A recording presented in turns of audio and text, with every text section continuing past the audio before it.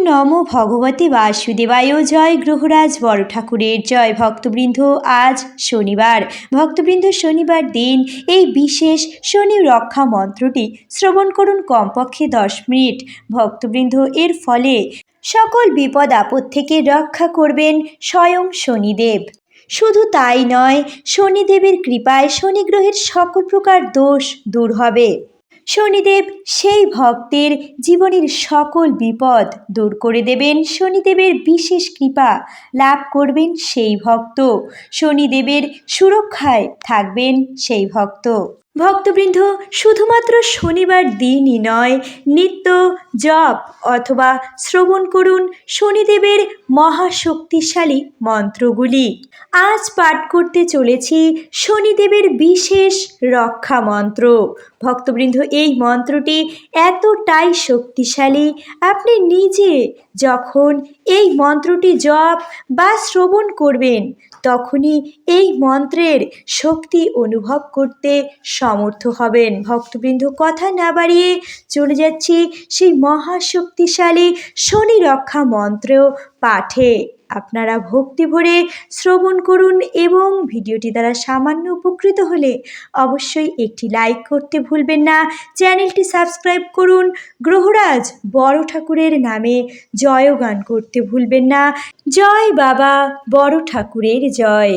ভক্তবৃন্দ, আপনার এবং আপনার পরিবারের সকলের দীর্ঘায়ু এবং সুস্থতা কামনা করে শুরু করছি সেই মহাশক্তিশালী মন্ত্রপাঠ। আপনারা ভক্তি ভরে শ্রবণ করুন। ওম প্রাম প্রিম প্রোম সঃ শনিশ্চরায় নমঃ।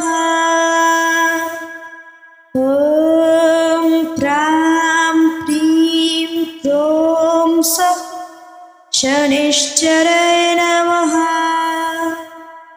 ওম প্রাম প্রিম প্রোম সঃ শনিশ্চরায় নমঃ।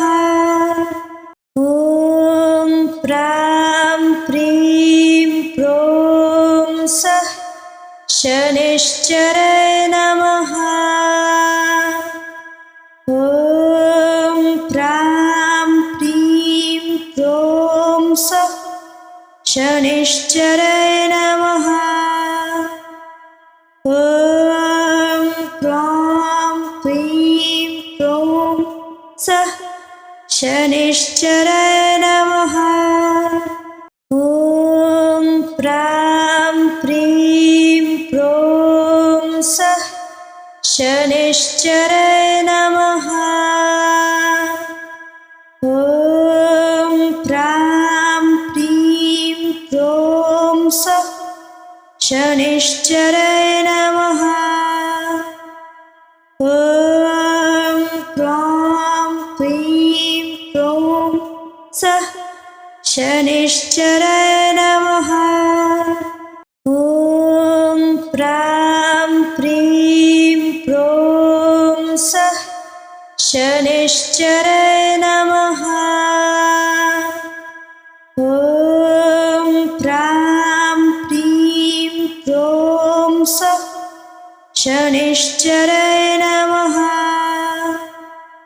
ওম প্রাম প্রিম প্রোম সঃ শনিশ্চরায় নমঃ।